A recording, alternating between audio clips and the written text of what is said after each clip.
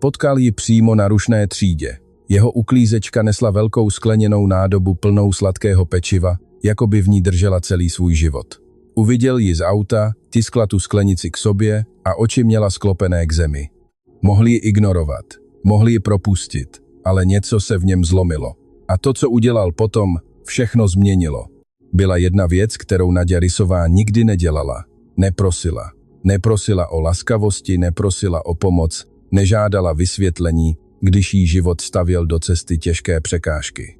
Už jako mladá se naučila, že svět se nezastaví, aby naslouchal lidem, kteří nemají co nabídnout. A tak místo prošení raději jednala. Vždycky pracovala rukama, zády a když to bylo nutné, celou svou duší.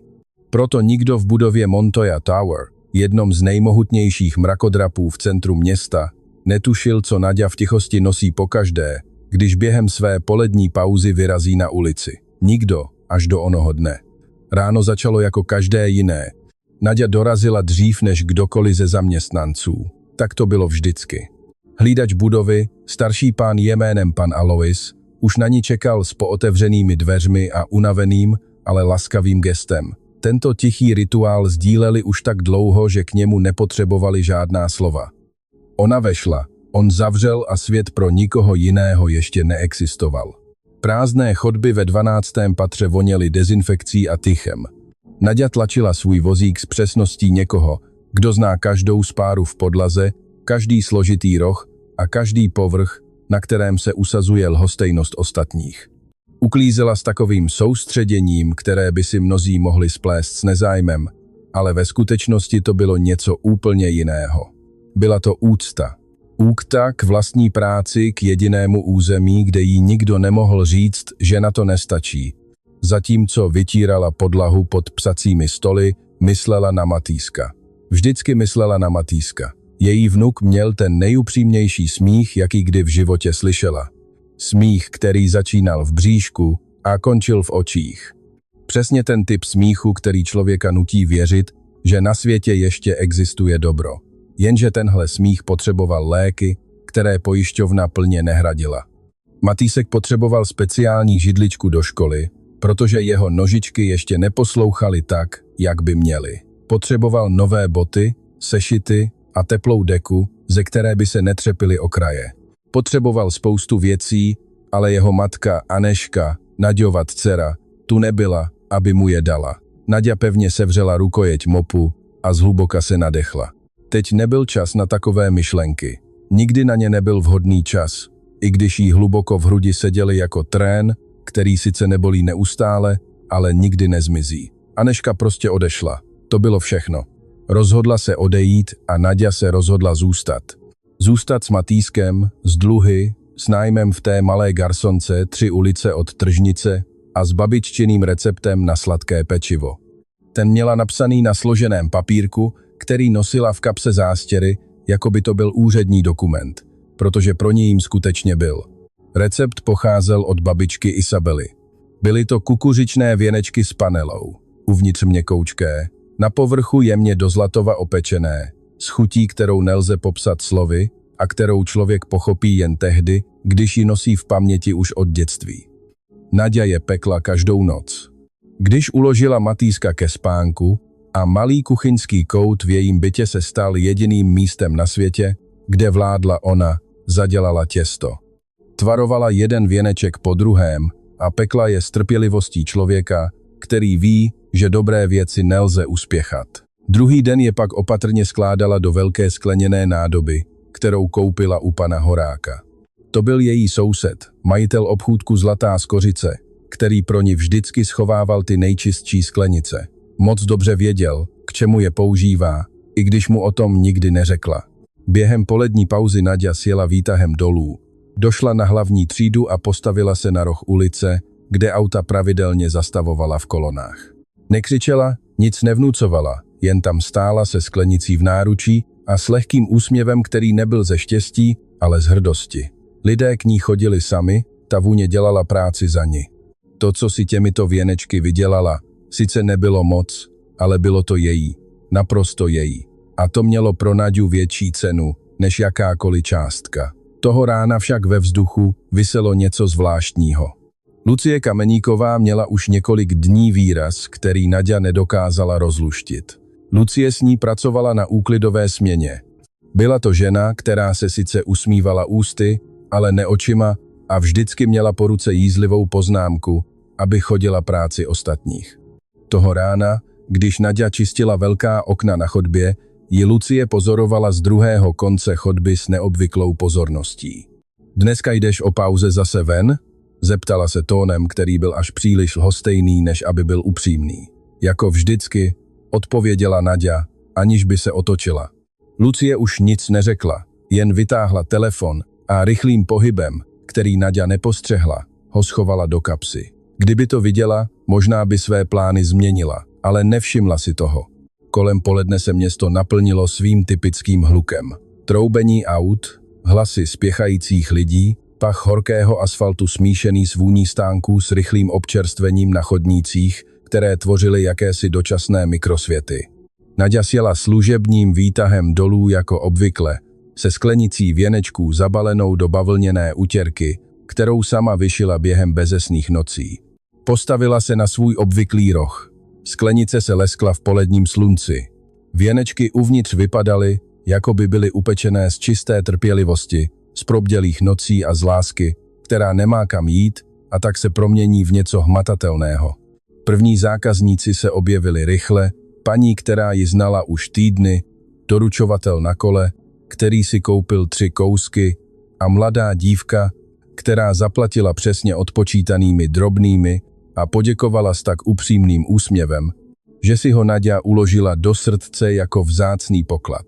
Už se chystala sklenici zavřít a vrátit se do budovy, když v tom uslyšela, jak auta před ní začínají brzdit. Nebylo to nic neobvyklého. Ulice měla svůj nepravidelný rytmus, trhavý dech města, které neumí odpočívat, ale něco ji přimělo zvednout hlavu a v tu chvíli ho spatřila. Roderick Montoya nebyl muž, kterého byste přehlédli. Ne, že by na sebe strhával pozornost, naopak, v celém jeho vystupování bylo cosi záměrně tlumeného. Jako by se už dávno naučil, že skutečná moc nepotřebuje křičet do světa. Jeho tmavá, tichá limuzína, jedno z těch aut, která světlo spíše pohlcují, než odrážejí, stála necelé 3 metry od místa, kde stála ona, a on se na ní díval.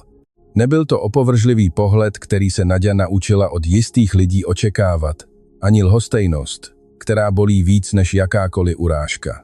Díval se na ní s něčím, co v tu chvíli nedokázala pojmenovat. Cosi hlubokého, co jakoby vůbec nesouviselo s tou sklenicí, s rohem ulice ani s poledním sluncem. Jakoby se díval přímo na ní jako na člověka. Naďa měla pocit, že se pod ní chvěje zem. Přitiskla si sklenici pevně k hrudi.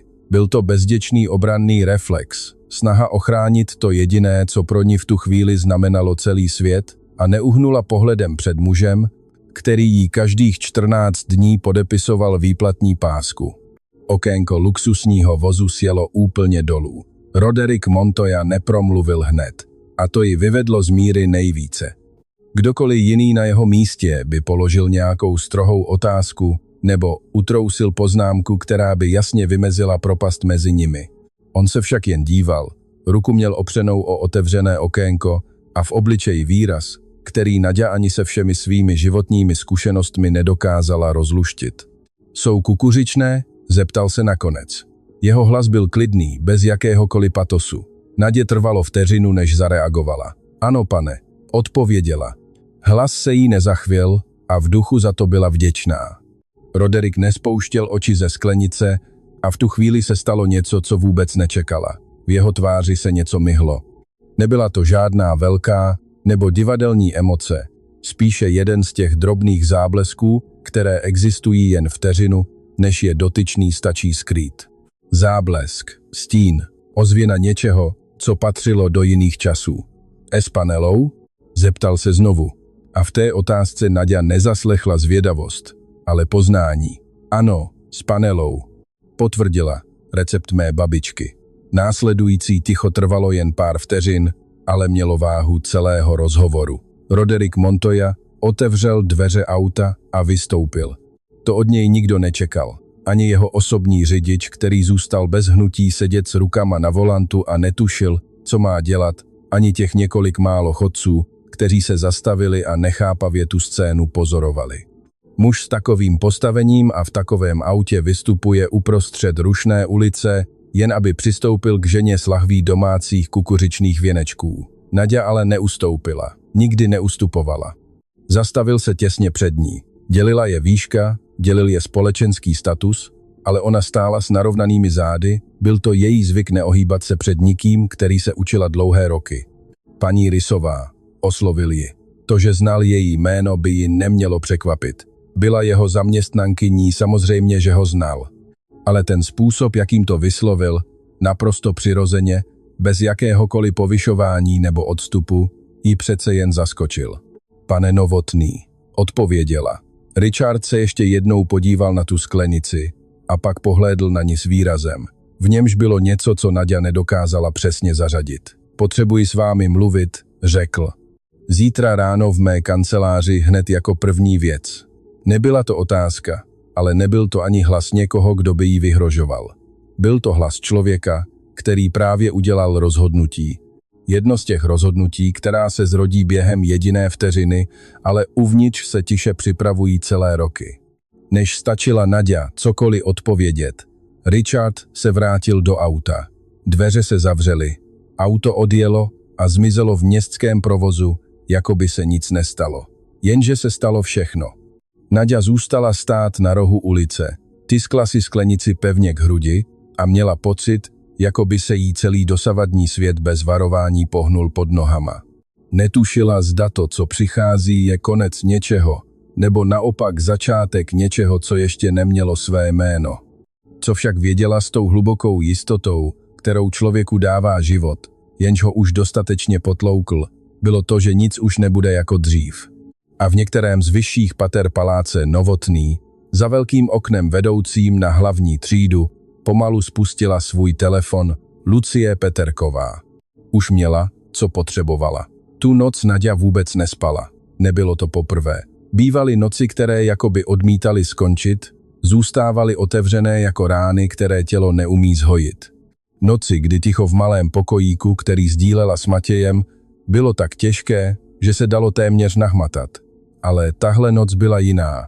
Tu noc to nebylo obvyklé vyčerpání ani každodenní starosti, co jí nedovolilo zamhouřit oka a nutilo ji zírat do stropu. Byl to on. Způsob, jakým Richard Novotný vystoupil z auta, jakým vyslovil její jméno, i to, jak nespouštěl oči z té sklenice z perníčky. Jakoby uvnitř nebylo obyčejné pečivo, ale něco, co patřilo do úplně jiné doby. Něco, co kdysi ztratil a najednou to bezděky našel na rohu jedné z pražských ulic. Potřebuji s vámi mluvit. Zítra ráno u mě v kanceláři hned jako první věc. Naďa si ta slova v duchu přehrávala stále dokola, zatímco z malé postýlky na druhé straně pokoje poslouchala klidný dech malého Matěje. Její vnuk spal s takovým klidem, jaký mívají jen děti, které se cítí v naprostém bezpečí. A právě tahle křehká jistota, vybudovaná s takovým úsilím a udržovaná za cenu tolika obětí, byla přesně tím, co Naďa cítila v ohrožení. Nedokázala si vysvětlit, proč by ji měli propustit. Ta otázka se objevila a už nezmizela. Usadila se jí uprostřed hrudi se vší chladnou neúprosností reality. Pokud by přišla o práci, přišla by o příjem, ze kterého platila nájem, Matějovi léky, jídlo i suroviny na perníčky, které prodávala, aby doplatila to, na co plat nestačil. Všechno bylo propojené jako články řetězu, stačilo, aby jeden povolil a ostatní se sesypou. Posadila se na okraj postele a do dlaní vzala složený papír, na kterém byl napsaný recept od babičky Alžběty. Dělala to vždycky, když potřebovala mít pocit, že na světě existuje něco pevného a stálého. Inkoust byl na některých místech už vybledlý. Papír měl rohy ochozené od neustálého rozkládání a skládání, ale slova na něm stále pevně stála. Tak jako všechno, co pochází z rukou někoho, kdo vás skutečně miloval. Všechno bude v pořádku, pošeptala si pro sebe. Nebyla to jistota, bylo to rozhodnutí. Matěj se vzbudil ještě před svítáním, přesně tak, jak měl ve zvyku. Měl ten milý zvyk otevírat oči s úsměvem na tváři, jako by mu spánek nadělil něco krásného a on si to s sebou nesl i do nového dne. Babi, dneska pracuješ? Já pracuju pořád, broučku. A přinešeš mi něco? Naďa se na něj podívala s tou směsí lásky a bolesti, kterou znají jen ti, kdo se o někoho starají celou svou duší a neustále se bojí, že to nebude stačit. Přinesu ti, co budu moct, řekla mu a vtiskla mu na čelo polibek, který trval o vteřinu déle než obvykle. Nechala ho u paní Remešové, sousedky z vedlejšího bytu, která Matěje dopoledne hlídala výměnou za to, že jí Naďa o víkendech pomáhala s nákupy a účty. Byla to dohoda bez papírů, bez smluv, jedna z těch, které fungují jen proto, že lidé stále ještě věří v dané slovo. Vyšla na ulici ve chvíli, kdy se nebe teprve rozhodovalo mezi nocí a dnem a vykročila směrem k paláci Novotný s narovnanými zády a uzamčeným srdcem. Naďa však netušila, co se v téže budově odehrálo o několik hodin dříve. Lucie Peterková poslala to video ještě téhož odpoledne, nepřímo šéfovi. To by bylo až moc nápadné a snadno dohledatelné. Lucie byla všelijaká, ale rozhodně nehloupá. Poslala ho na e-mail personálního oddělení s krátkým, chladně kalkulovaným vzkazem. Myslím, že by vedení firmy mělo vědět, jak někteří zaměstnanci tráví svou pracovní dobu. Video zachycovalo Naďu na rohu ulice se sklenicí v náručí, jak prodává kolem jdoucím. 38 sekund. To bohatě stačilo. Jaroslav Urban, vedoucí personálního oddělení, si ho pustil ještě ten večer u sebe doma. Byl to muž, který všechno poměřoval předpisy. Ne ze zlomyslnosti, ale proto, že předpisy byly to jediné, čemu opravdu rozuměl. A pracovní řád skupiny Novotný hovořil zcela jasně. Zaměstnanci nesměli během pracovní doby ani v bezprostředním okolí budovy provozovat žádné vlastní obchodní aktivity. Jaroslav sepsal hlášení ještě téže noci. Měl ho připravené k předložení hned ráno. Naďa dorazila do budovy a jako obvykle pozdravila pana Průšu na recepci, ale pan Průša se dnes netvářil tak unaveně jako jindy. Podíval se na ní zvláštním způsobem, o zlomek vteřiny déle, než bylo běžné, a v očích měl cosi, co připomínalo lítost. Dobré ráno, paní Naďo. Dobré ráno, pane Průšo. Na nic se ho neptala. On také nic neříkal, ale Naďa ucítila, jaký po zádech přeběhl mráz, když čekala na výtah. Vyjela do 12. patra, odložila si tašku, vzala si úklidový vozík a začala pracovat, jako by byl dnešní den stejný jako ty ostatní. Ačkoliv jí každá buňka v těle napovídala, že tomu tak není. Asi po 20 minutách se objevila Veronika Černá. Osobní asistentka Richarda Novotného byla žena s klidným vystupováním a přesnými pohyby. Nepatřila k těm, kteří na sebe upozorňují hlukem. Prostě vešla a atmosféra v místnosti se rázem změnila, jako by se vzduch kolem ní sám od sebe uspořádal. Vyhledala Naďu pohledem, našla ji, jak zrovna vytírá kuchyňku, a beze spěchu k ní přistoupila. Pan Novotný vás očekává, řekla tichým hlasem, až budete připravená. V jejím hlase nebyl spěch, ale zároveň v něm nebylo místo pro žádné odklady. Naďa opatrně odložila hadr, otřela si ruce a zhluboka se nadechla. Už jdu, odpověděla. Kancelář Richarda Novotného zabírala celé nejvyšší patro budovy. Naďa ten prostor uklízela už 100krát, ale vždycky brzy ráno, když tu ještě nebyl. Znala každý kout té místnosti tak, jak ji zná jen člověk, který o ní neviděn pečuje. Věděla, že pije kávu bez cukru, protože šálek se vždy vracel prázdný a nikde nezůstávaly papírky od cukru. Věděla, že pracuje dlouho do noci, protože odpadkové koše byly vždy plné zmačkaných papírů s poznámkami. Věděla, že v levém šuplíku stolu schovává fotografii, která nikdy neležela nahoře. Nikdy nebyla vystavená, nýbrž schovaná uvnitř jako něco, co si člověk přeje uchovat, ale nechce to ukazovat ostatním. Až do této chvíle tu fotografii nikdy neviděla zblízka. Když vešla, Richard stál u velkého okna a díval se na město. Fotografie ležela na stole, otočená nahoru, zcela viditelná, jako by ji tam dnes ráno položil s jasným záměrem. Otočil se, jakmile zaslechl její kroky. Posaďte se, prosím, řekl. Naďa se posadila na samotný okraj židle. Ne z nejistoty, ale proto, že opřít se hluboko znamenalo uvelebit se a ona stále ještě netušila, zda je toto místo pro ní bezpečné. Richard se hned neposadil. Přešel k pracovnímu stolu, vzal fotografii do ruky a chvíli jen mlčky držel, než promluvil. Na snímku byla starší žena se staženými vlasy a v zástěře, která se usmívala vedle proutěného košíku. Za ní bylo vidět cosi, co připomínalo malou, skromnou kuchyňku. Víte, kdo je ta žena? Zeptal se jí. Naďa si fotografii pozorně prohlédla. Ne, pane, to byla moje matka, řekl Richard. A jeho hlas měl poprvé za celou dobu, co ho Naďa znala, úplně jinou barvu. Nebyl to hlas generálního ředitele, byl to hlas někoho, komu se hluboce stýská. Zemřela už před mnoha lety. Tehdy, když jsem ještě vůbec nic neznamenal. Nastalo ticho.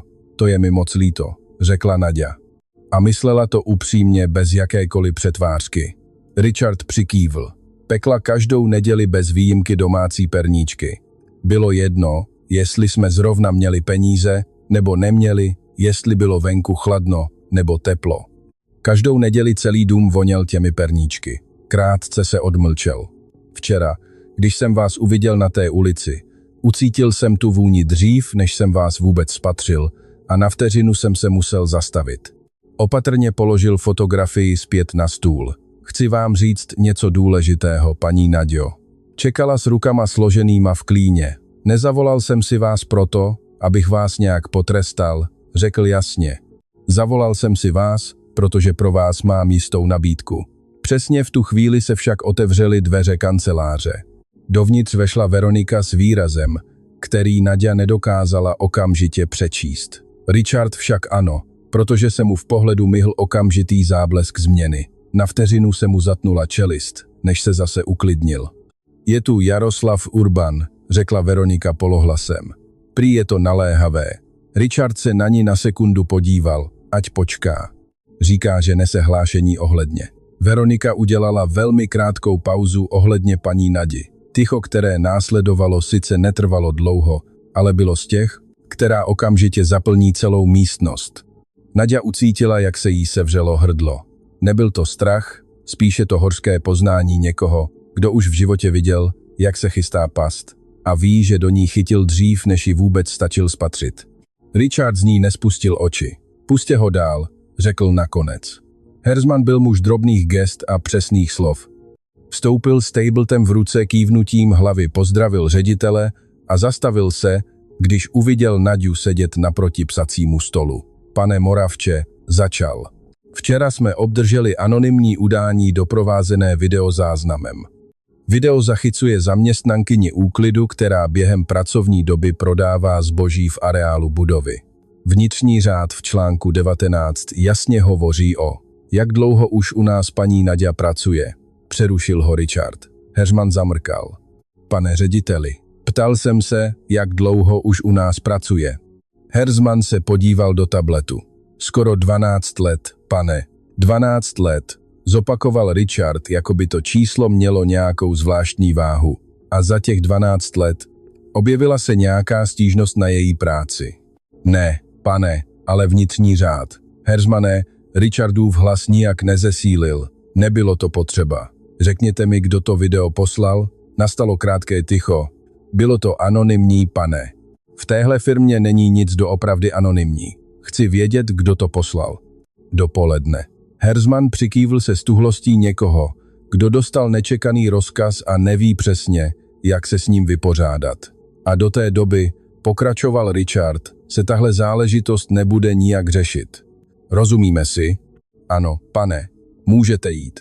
Herzman odešel. Dveře se zavřely s tou tichou jemností míst, kde je všechno navrženo tak, aby to nedělalo hluk. Naďa se dívala na své vlastní ruce. Neříkala nic, ale v očích se jí lesklo něco, co ještě nebylo pláčem. Byl to ten stav těsně před ním, kdy tělo už ví, co se stalo, ale mysl si teprve uvědomuje celý rozsah té pohromy. Někdo ji udal. Někdo, kdo ji znal. Někdo, kdo jí byl dost nablízku, aby ji mohl natočit. Teď si s tím nedělejte starosti, řekl Richard. Zvedla k němu oči. Pane Moravče, pokud vnitřní řád říká, že nesmím. Řád také říká, že žádné udání nelze řešit bez předchozího prošetření, přerušil ji klidně. A o tom prošetření rozhoduje ten, kdo tuhle firmu vede. Krátká pauza, což jsem já. Naďa se na něj podívala. A v tu chvíli, poprvé za celé dopoledne, se jí na hrudi ulevilo, byť jen o 1 milimetr. Nebyla to úplná úleva, bylo to něco menšího a upřímnějšího. Byl to pocit, že možná. Jenom možná. V tom není úplně sama. A teď, řekl Richard, a konečně se posadil naproti ní, vám řeknu, o čem přemýšlím už od včerejšího večera. Zatímco mluvil, Naďa ho poslouchala se vší pozorností, jaké byla schopná. Ale ve 12. patře právě někdo, kdo viděl Naďu odcházet do nejvyššího poschodí, vytáčel telefonní číslo. Byla to Lucie. A člověk na druhém konci linky nebyl nikdo z budovy. Byl to někdo, koho Naďa vůbec nečekala. Někdo, kdo se už dlouho neukázal a jehož pouhá přítomnost mohla zničit všechno, co Naďa s takovým úsilím vybudovala.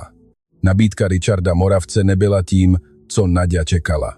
A Naďa se za ty roky naučila nečekat nic snadného. Život jí udělil lekce, na které se nezapomíná. Ztrátami, které neměly žádný pohřeb, dveřmi, které se zavřely přesně ve chvíli, kdy už věřila, že jimi projde, a tichem, které vážilo víc než jakákoliv slova. Do kanceláře šla připravená na nejhorší, na podepsanou výpověď, na úřednický hlas, který jí s korektním tónem a profesionálním odstupem vysvětlí, že její služby už nejsou potřeba. Jenže Richard Moravec v ruce žádný papír neměl. Měl jen nápad. Chci, aby vaše vdolečky byly tady v budově, řekl. Naďa se na něj podívala a úplně nerozuměla. Pane Moravče, poslouchejte mě, pokračoval s oním klidem, který nebyl chladem, nýbrž precizností.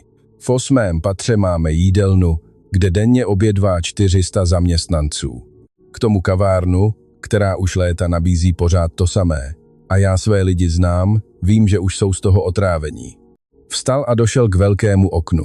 Město se dole rozprostíralo jako mapa, v níž uměl číst jen on sám. To, co prodáváte tam na rohu, se vyprodá dřív, než vám skončí polední pauza. Viděl jsem to. A ta vůně. Udělal pauzu, která nebyla dramatická, ale upřímná. Tahle vůně se nedá uměle vyrobit, neseženete ji u žádného distributora. Pochází z něčeho, co už dnes téměř neexistuje. Otočil se k ní. Pochází od člověka, který ví, co dělá a proč to dělá. Naďa mlčela, ale hluboko uvnitř se v ní něco pohnulo. Byl to ten hluboký záchvěv, který pocítíte, když vás někdo opravdu uvidí, aniž byste o to prosili nebo to čekali. Nenabízím vám charitu, upřesnil Richard, jako by jí četl myšlenky. Nabízím vám obchodní dohodu. Vy budete dodávat, my budeme vykupovat za spravedlivou cenu a na řádnou smlouvu. Své místo si ponecháte a tuhle činnost k tomu přidáte v rámci partnerské dohody s firmou. Krátká odmlka. Tím pádem to, co Heřman našel ve vnitřním řádu, přestává být problém. Už byste totiž nebyla řadovou zaměstnankyní, která prodává na vlastní pěst. Stala byste se oficiální dodavatelkou skupiny Moravec. Naďa s odpovědí váhala. Ne proto, že by nerozuměla, ale proto, že rozuměla až moc dobře. A to ji děsilo víc než nepochopení.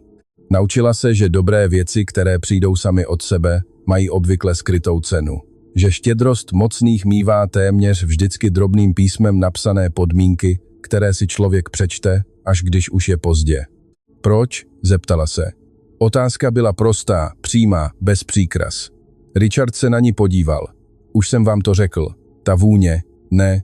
Přerušila ho Naďa sice tiše, ale s naprostou rázností. Mluvil jste o vůni. Mluvil jste o své matce, ale to nevysvětluje smlouvu. Nevysvětluje to, proč by muž ve vašem postavení vystupoval z auta uprostřed silnice, jen aby si promluvil s uklízečkou. Odmlčela se. A já v téhle budově pracuji už 12 let, pane Moravče. Vím, že neděláte rozhodnutí bezdůvodně. Richard ji dlouze pozoroval. A pak se poprvé za celou dobu, co ho Naďa znala, v jeho tváři něco pohnulo, jen nepatrně, jako když někdo pootevře okno, aby pustil dovnitř trochu vzduchu, ale přitom nechce, aby mu bylo vidět do pokoje. Moje matka zemřela při práci, řekl. Uklízela cizí domy, ruce měla sedřené a nikdo se jí nikdy nezeptal, jak se cítí. Hlas se mu sice nechvěl, ale nebyl to ten jeho obvyklý pevný tón. Vybudoval jsem tohle všechno, ale jí už jsem nikdy nic vrátit nedokázal. Nikdy jsem jí nestihl říct, že to, co dělala, mělo smysl. Že ona sama měla obrovskou cenu. Ticho, které následovalo, nebylo nepříjemné. Byl to jeden z těch okamžiků ticha, které člověk prostě musí nechat plynout. Připomínáte mi něco, na co nechci zapomenout, řekl nakonec. To je celé. Naďa se vrátila do 12. patra s pocitem, který neuměla nikam zařadit. Nebyla to radost. Ještě ne. Spíš ten zvláštní údiv člověka, který dostal něco, o co nežádal. A teď neví, jestli má vůbec právo si to nechat. Vzala úklidový vozík a pustila se do práce, protože práce byla to jediné, co uměla dělat, když se svět kolem ní začal chovat divně. V tu chvíli se objevila Veronika Králová. Nešla jí předat žádný vzkaz. Tentokrát si přišla promluvit. Naďa to poznala okamžitě. Byl velký rozdíl mezi Veronikou v roli asistentky a Veronikou jako člověkem. A teď tu stála ta druhá. Máte chvilku? Zeptala se jí. Půjdeš-li k chodbě u oken, kam dopadalo nízké ranní světlo a hluk z kanceláří sem doléhal jen tlumeně. Chci vám něco říct, spustila Veronika. Něco, co vám pan Moravec sám nikdy nepoví, protože o takových věcech nemluví. Ale vy byste to měla vědět. Naďa ji poslouchala. Před mnoha lety, ještě než byla skupina Moravec tím, čím je dnes, si Richard prošel nesmírně těžkým obdobím. Právě přišel o maminku. Neměl vůbec nic, doslova nic. A tehdy se objevila jedna starší paní z dělnické čtvrti, která už dneska ani neexistuje, a dala mu práci u sebe v kuchyni. Platila mu sice málo, ale dávala mu najíst a měla pro něj místo na spaní. A každé ráno, bez výjimky, mu na stůl postavila talíř s domácími vdolečky. Veronika se odmlčela. Nikdy se nedozvěděl její příjmení. Nikdy jí nestihl poděkovat. Když ji pak po letech šel hledat, ta čtvrť už byla zbouraná. Podívala se Nadě přímo do očí. To, co nosíte v té sklenici, pro něj není jen obyčejná sladkost. Je to jediná věc, která ho spojuje s dobou, kdy k němu byl někdo hodný, aniž by za to cokoliv žádal. Naďa ucítila, jak se jí stahuje hrdlo. Proč mi to říkáte? Zeptala se, protože to, co Heřman zjistí o tom, kdo poslal to video, bude mít své následky. A až se to stane, začnou někteří lidé tvrdit, že jste zneužila šéfovu minulost, abyste získala jeho přízeň. Veronika se na ní vážně podívala. Chci, abyste věděla pravdu dřív, než se vám někdo pokusí vnutit jinou verzi. Jen 3 ulice od výškové budovy Moravec, v malém pokojíku, kde Naďa bydlela s Matějem, seděla paní Aneška u chlapce, když v tom zazvonil telefon. Bylo to neznámé číslo, tak ho nechala jen vyzvánět. Matěj si hrál na zemi s plastovými autíčky, která mu Naďa sehnala na tržnici u pana Součka. Byla stará a oprýskaná, ale pro něj byla dokonalá. Jezdil s nimi s hlubokým soustředěním, jako by každý pohyb měl svou vlastní logiku, kterou chápal jen on sám. Paní Aneško, ozval se, aniž by zvedl oči od autíček. Moje babička dneska přijde brzo domů. Doufám v to, chlapečku. Chci jí totiž něco ukázat. Z kapsy u kalhot vytáhl složený papír. Nakreslil jsem to ve škole.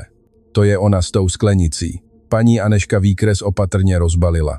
Byl to klasický dětský obrázek. Křivé čáry, nemožné proporce a barvy, které přetahovaly přes okraje.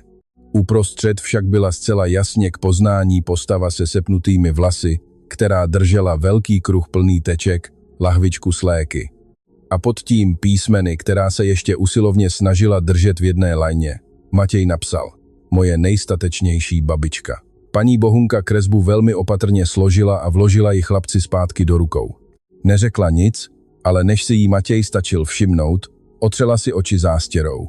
Do Montojovy věže dorazilo poledne se svým obvyklým hlukem.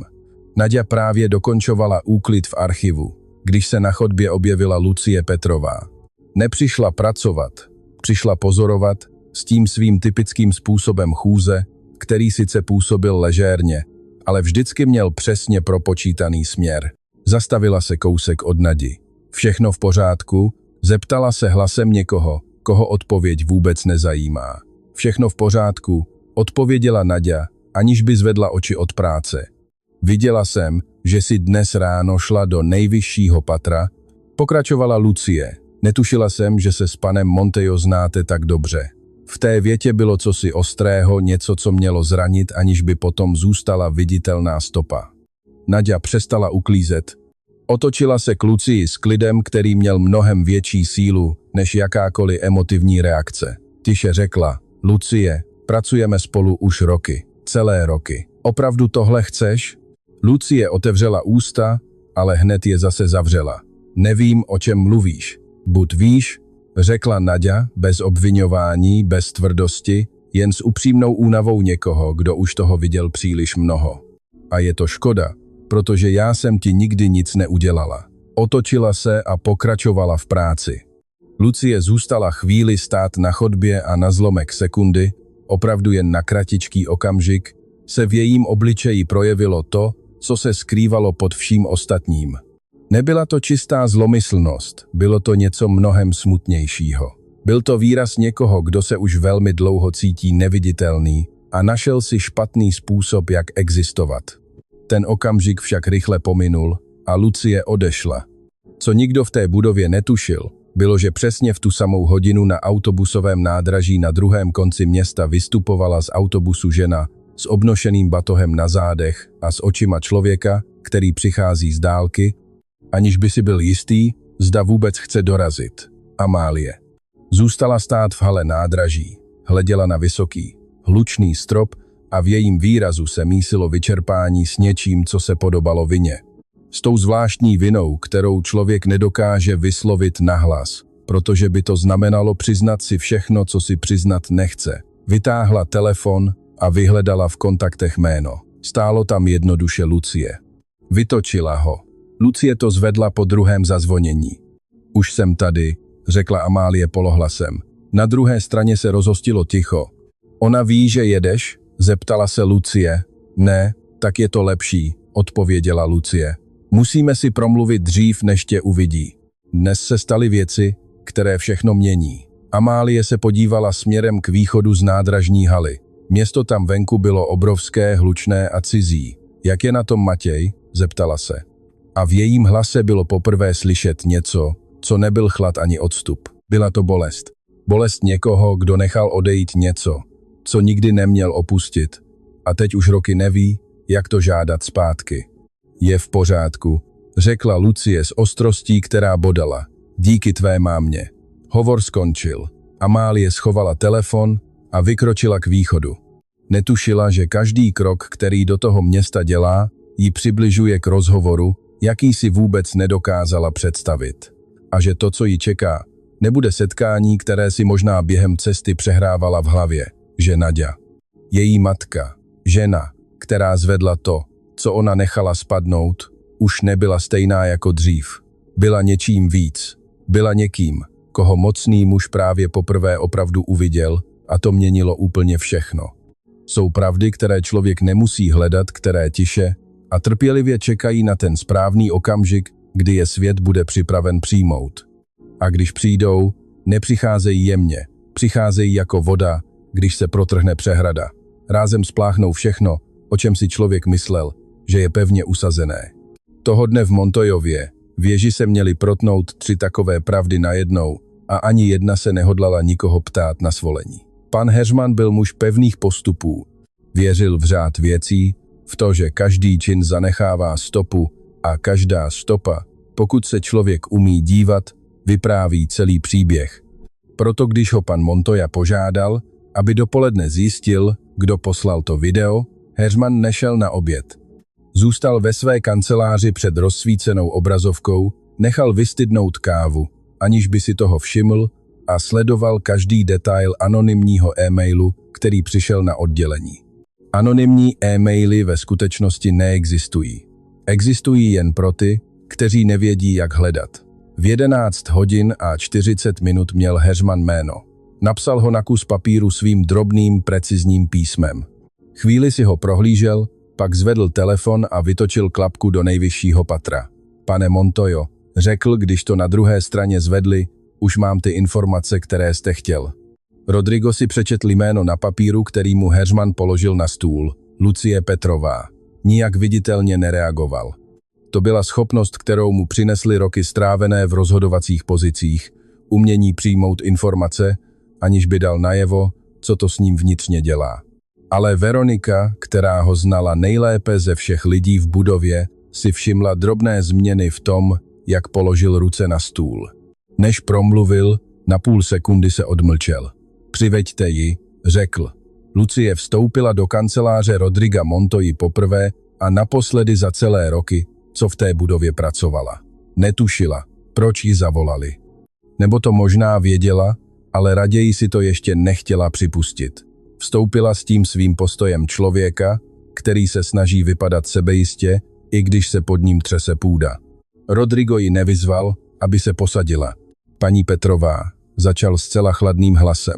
Pracujete v této firmě 8 let. Ano, pane, choval se k vám za těch 8 let někdo nespravedlivě. Podala jste někdy stížnost, kterou by nikdo neřešil. Lucie lehce svraštila obočí. Tohle nebyla otázka, kterou čekala. Ne, pane. Máte nějaký pádný důvod se domnívat, že paní Naďa Rysová jednala proti zájmům této společnosti? Nastalo ticho. Existují předpisy, které říkají. Ptal jsem se, jestli máte pádný důvod. Přerušil ji Rodrigo s naprostým klidem.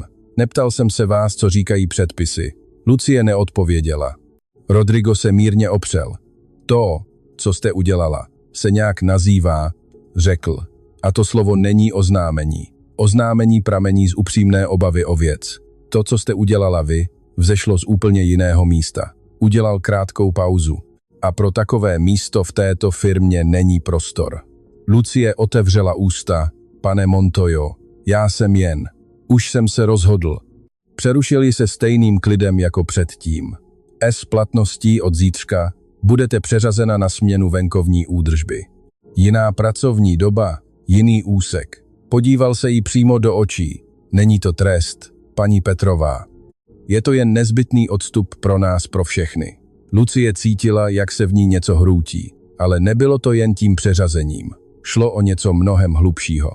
Byl to ten moment, kdy člověk spatří odraz vlastních činů v jejich následcích a nedokáže odvrátit zrak. Bez dalšího slova vyšla z kanceláře a na chodbě, úplně sama, se na chvíli opřela o zeď. Myslela na Amálii, na ten ranní telefonát, na všechno, co dala do pohybu, aniž by si uvědomila, jak daleko ty vlny dosáhnou. A poprvé za velmi dlouhou dobu pocítila Lucie Petrová něco, na co nebyla připravená. Výčitky svědomí. Naďa se o tom, co se stalo nahoře, dozvěděla až mnohem později. Zrovna jí končila směna, když jí zazvonil telefon. Volala paní Bohunka. V hlase její sousedky bylo něco, co Naďa okamžitě poznala. Ten zvláštní tón, kterým mluví někdo, kdo se vás snaží nevyděsit, i když už je na to pozdě. Naďo, nechci tě strašit, začala paní Bohunka. A těch 5 slov bohatě stačilo k tomu, aby Naďa začala horečně hledat svou kabelku. Co se stalo? Je Matěj v pořádku? Je v pořádku, neboj se, uklidni se. Ale odpoledne měl slabou chvilku. Najednou usnul na zemi a když jsem ho šla zvednout, byl strašně bledý. Vzbudila jsem ho. Říkal, že ho bolí hlava. Už je mu líp, zrovna jí. Ale myslím, že bys měla přijít domů. Naďa už v tu chvíli stála ve výtahu. Do bytu se dostala za kratší dobu, než by vůbec mělo být možné. Matěj seděl na posteli, přes nohy měl přehozenou deku a v rukou držel sklenici vody. Jakmile uviděl Naďu vejít, jeho obličej se úplně rozzářil. Byl to ten zvláštní jas, který se dětem objeví v očích, když přijde někdo, díky komu mají pocit, že svět je zase v bezpečí. Babi, vyhrkl. Naďa přešla pokoj 3 rychlými kroky a objala ho s takovou silou, s jakou objímá někdo, kdo běžel celou cestu se srdcem až v krku. Přitiskla ho k hrudi a na chvíli zavřela oči. Už jsem tady, zašeptala. Už jsem u tebe, miláčku. Trochu jsem se bál. Přiznal se jí Matěj schovaný v jejím rameni. Já vím, ale už je to pryč. Opatrně ho odtáhla a podívala se mu do očí. Prohlédla ho rukama, které znali každý centimetr jeho těla lépe než jakýkoliv lékařský přístroj. Vzal si dneska léky. Matěj se odmlčel, což mluvilo za vše. Babi, včera mi došly, zašeptal velmi potichu. Nechtěl jsem ti to říkat, abys neměla starosti. Naďa ucítila, jak se v ní něco hluboko uvnitř bolestivě sevřelo. Nebyl to vztek, byla to ta drásavá směs lásky a bezmoci, kterou znají jen ti, kdo úplně sami chrání to nejcennější, co na světě mají. Tohle mi nikdy nezatajuj, řekla jemně. Nikdy rozumíš? Matěj přikývl. Babi? Ozval se po chvíli. Přečteš mi, co jsem dneska nakreslil. Paní Bohunka, která stále byla v pokoji, našla mezi peřinami složený obrázek a podala ho Nadě. Ta ho rozbalila, křivolaké čáry, velká lahvička plná teček, postava se sepnutými vlasy. Moje nejstatečnější babička. Naďa obrázek s velkou opatrností složila. Na vteřinu si ho přitiskla k srdci, než ho schovala do kapsy zástěry vedle lístku s receptem od babičky Bětky. 2 papíry, 2 důvody, proč jít dál. Neřekla nic, nebylo to potřeba. Tu noc, když Matýsek usnul, vyšla Naďa na malou chodbu činžáku, kde bydleli, a posadila se na poslední schod schodiště. Potřebovala chvilku, jenom jedinou chvilku, kdyby ji nikdo nepotřeboval a kdyby mohla být prostě jen člověkem, který má taky strach. Matýskovy léky nebyly levné, věděla to moc dobře. Každou korunu v rozpočtu obracela v ruce častěji, než dokázala spočítat. A i když smlouva, kterou jí Rostislav nabídl, znamenala jiný, stabilnější a důstojnější příjem, pořád to nebylo skutečné. Pořád to byla jen slova v kanceláři v nejvyšším patře. A mezi těmi slovy a léky, které Matýsek potřeboval na zítřek, zela propast, která se jmenovala Dnešek. Na chodbě uslyšela kroky. Vchodové dveře domu se otevřely. A pan Jindřich vystrčil hlavu s tím svým výrazem člověka, který vždycky ví víc, než dává najevo, ale čeká na tu správnou chvíli, kdy to říct. Věděl jsem, že tě tu najdu. Řekl, vždycky si sem sedáš, když tě něco tíží. Dobrý večer, pane Jindra. Muž se posadil vedle ní bez ptaní. Jak to dělají opravdoví přátelé, které člověk nemusí zvát, protože k němu už dávno patří. Položil na schod malou tašku. Matýskovy léky, řekl jednoduše. Naďa se na něj podívala. Pane Jindra, to nemůžu přijmout. Já vím, že mi to zaplatíš potom. Nic po mně nežádáš. Dávám ti je, protože chci. V tom je rozdíl. Podíval se na ní koutkem oka. A neskoušej na mě dneska večer ty řeči o hrdosti, Naďo. Jsem už starý a rychle se unavím. Navzdory všemu ze sebe vyloudila cosi, co připomínalo tichý, vyčerpaný smích. Pan Jindřich chvíli počkal, než promluvil znovu. Dneska se na tebe v pekárně ptala nějaká žena, řekl. Naďa okamžitě zpozorněla. Pan Jindřich se na ní podíval s tím svým klidem, který vždycky předcházel těžkým zprávám. Mladá žena. Říkala, že je z rodiny. Ticho, které následovalo, patřilo k těm, která bolí. Znal jsi ji? Zeptala se Naďa opatrným hlasem. Dřív ne, ale měla něco v očích. Pan Jindřich se odmlčel. Podobají se tvým, Naďo? Hodně, Naďa zavřela oči. Aneška, co jsi jí řekl? Že nevíš, kde bydlím? Podíval se jí přímo do očí. Ale ona to ví, Naďo. Někdo jí to musel říct, byla to jen otázka času. Tu noc vůbec nespala, nebo možná jen chvíli. Byl to ten trhaný spánek, který nepřináší žádný odpočinek, ve kterém se mísily obrazy kanceláře v nejvyšším patře s kresbou od Matýska a tváří dcery, která odešla už před tak hrozně dlouhou dobou. Aneška. Byly dny, kdy na ní Naďa myslela se vztekem a dny, kdy na ní myslela s bolestí. A pak tu byly dny, ty nejupřímnější a nejtěžší, kdy na ní myslela s láskou, s tou paličatou láskou, která prostě neumí vyhasnout, i když k tomu má všechny důvody na světě. Aneška opustila Matýska, když byl ještě tak malý, že vůbec nechápal, co znamená opuštění. Zbalila si věci jedno úterý, bez jediného varování. Řekla tehdy něco o tom, že musí najít samu sebe a zavřela za sebou dveře s takovou jemností, která bolela víc, než kdyby s nimi práskla. Naďa tehdy zvedla Matýska ze země v doslovném i přeneseném smyslu a v tu chvíli se rozhodla, že tenhle kluk nikdy nepozná, jaké to je vyrůstat bez pevného bodu. Ona bude tou kotvou. Byla jí celou tu dobu a teď se Aneška vrátila. Ráno dorazilo s neúprosnou samozřejmostí. Naďa nechala Matýska u paní Růženy, dala jí léky, které přinesl pan Jindřich a s klidem, který jí stál obrovské úsilí vůbec předstírat, vyrazila k budově Marek Group. Šla zrovna po hlavní třídě, když zaslechla své jméno. Nebyl to křik, spíš tišší, napjaté zavolání. Zastavila se, otočila a stála tam. Anežka měla pořád stejná ústa, stejné oči. Ty oči, o kterých pan Jindřich říkal, že se podobají jejím vlastním. A teď, když ji Naďa po tak dlouhé době viděla, pochopila, že měl pravdu.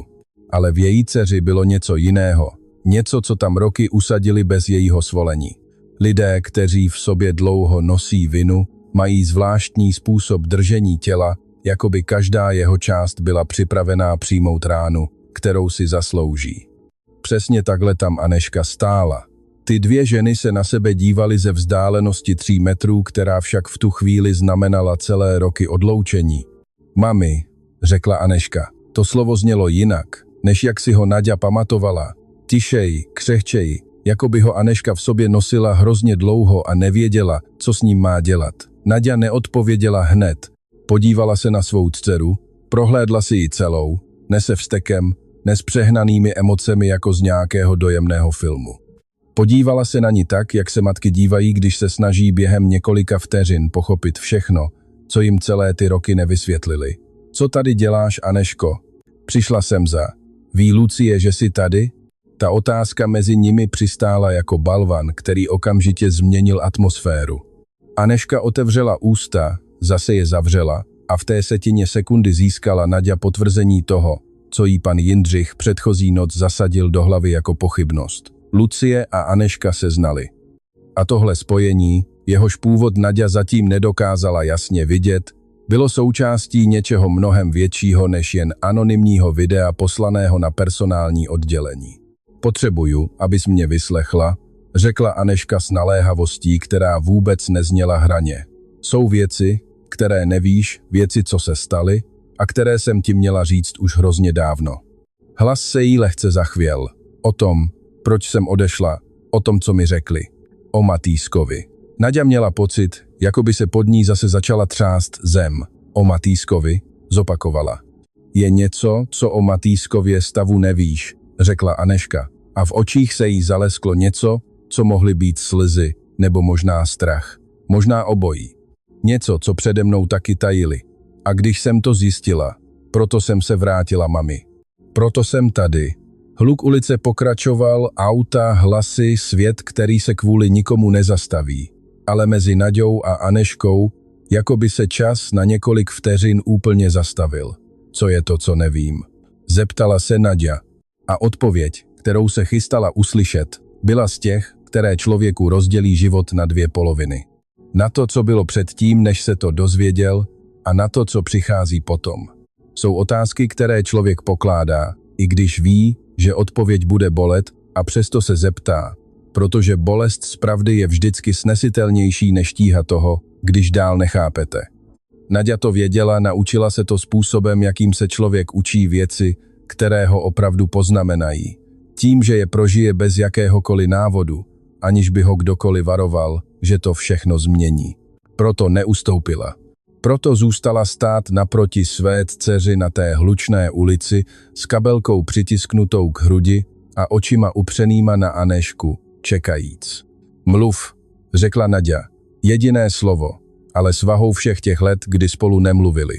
Anežka se ohlédla na obě strany, ne z nedůvěry, ale z čistého instinktu někoho, kdo se chystá vyslovit něco, co v sobě dusil příliš dlouho a potřebuje mít jistotu, že ho okolní svět nepřeruší.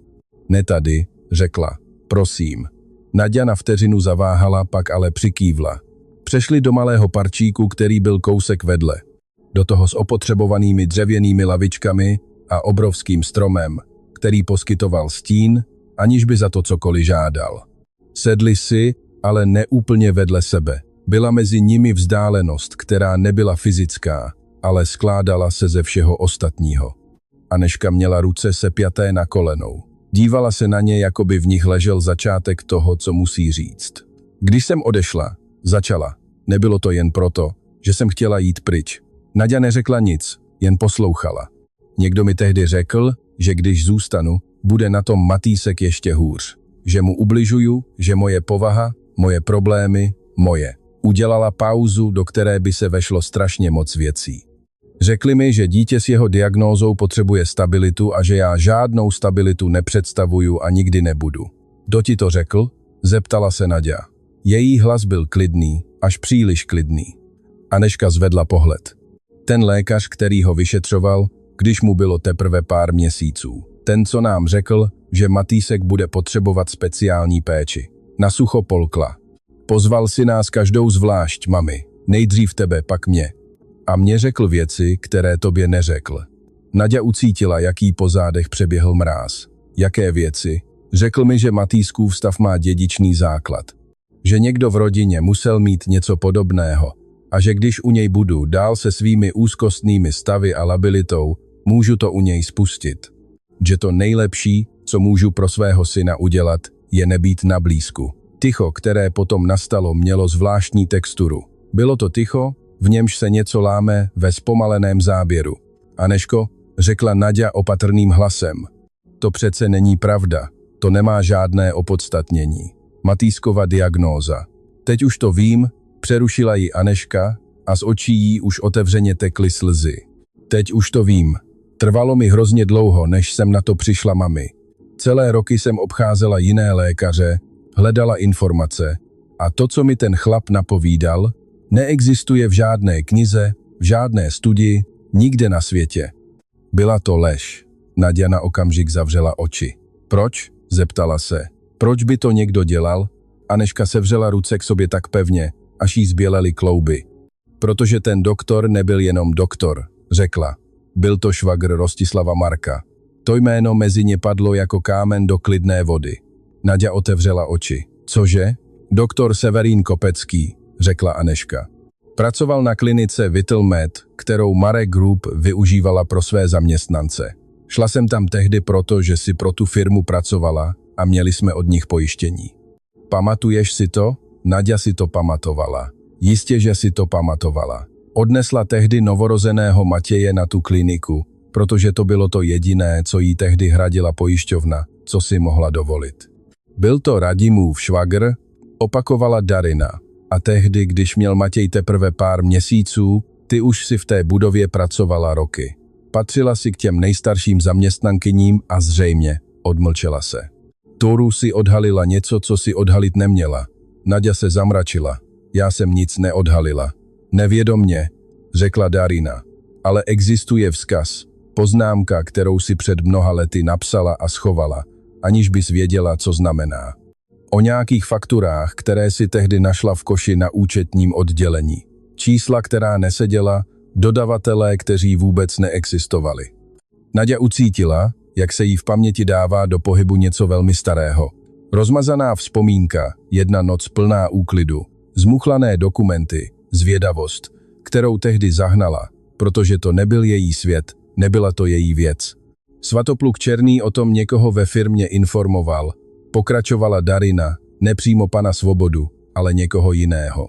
A ten člověk se rozhodl, že nejtěžší způsob, jak tě od toho dostat dál, je dostat pryč mě. Kdybych odešla, musela by ses postarat o Matěje a neměla bys čas, energii ani důvod prohrabávat se papíry, do kterých ti nic nebylo. Svět venku za hranicemi parku se točil dál, ale uvnitř Nadi jako by se zastavil čas, jak se snažila zpracovat to, co právě slyšela. Využili mě, řekla Darina, a hlas se jí při tom slově zlomil, jako by to břemeno nesla tak dlouho, že už ho prostě nedokázala unést. Využili mě, aby tě dostali dál od něčeho, o čem si ani netušila, že si to viděla. A já byla tak hloupá. Měla jsem takový strach, že Matějovi ublížím, že jsem věřila všemu, co mi ten muž navykládal. Slzy jí stékaly po tváři bez jakéhokoliv patosu, s tou tichou upřímností, jakou mají jen slzy lidí, kteří nepláčou často. Opustila jsem své dítě, mami, řekla Darina. Opustila jsem vlastního syna, protože mě přesvědčili, že milovat ho z dálky pro něj bude nejlepší. A celé ty roky to v sobě každý den dusím, aniž bych to mohla někomu říct, protože přiznat to by znamenalo smířit se s tím, že jsem byla ta nejnaivnější bytost na světě. Naďa se podívala na svou dceru. Prohlédla si ji znovu, od hlavy až k patě, ale tentokrát úplně jinýma očima. Očima někoho, kdo právě dostal zprávu, která od základu přeskládala celou její minulost. Nerozevřela hned náruč. Neřekla, odpouštím ti, protože odpuštění takhle nefunguje. Nepřichází naráz, nedá se předat jako nějaká věc, ale položila svou ruku na Darininy sepjaté dlaně a pevně je stiskla. Pro tuhle chvíli to stačilo. Naďa toho dne dorazila do budovy pozdě. To se u ní nikdy nestávalo.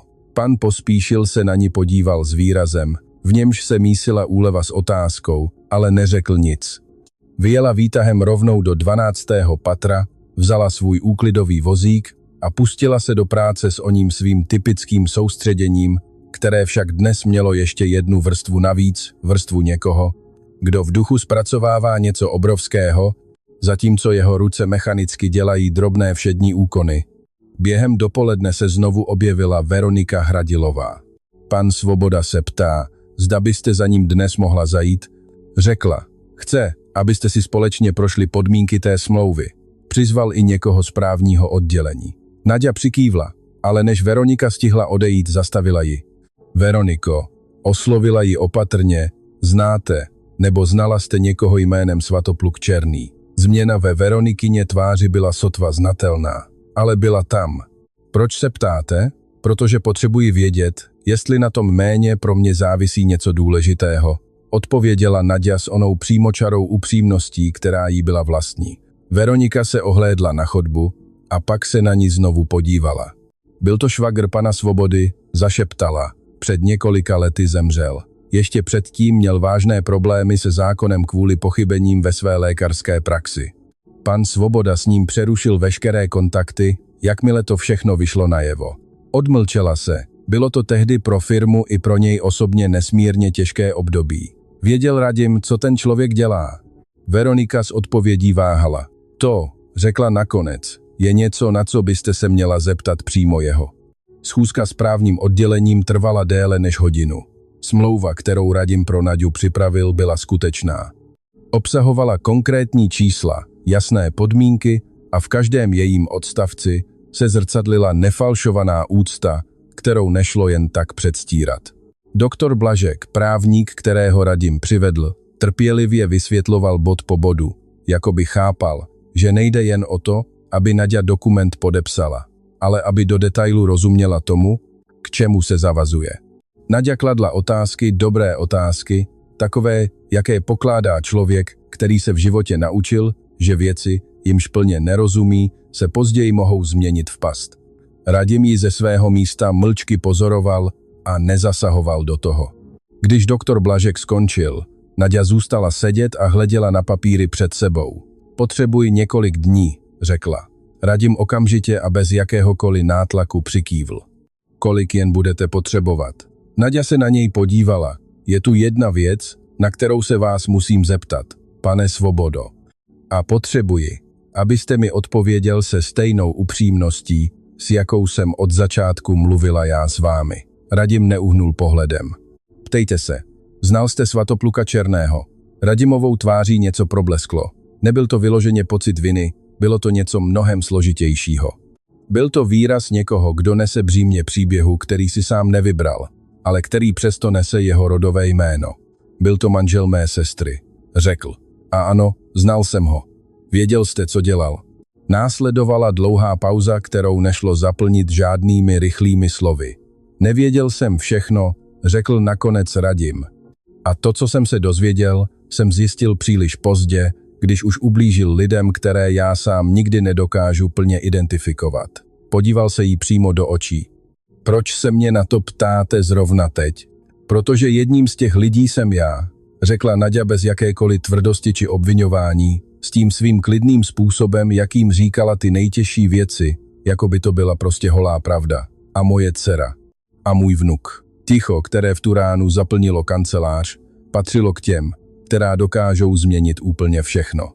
Radim zpracovával to, co právě slyšel, a v jeho tváři se odehrálo něco, co Veronika stojící u dveří neviděla za celé ty roky, co pro něj pracovala.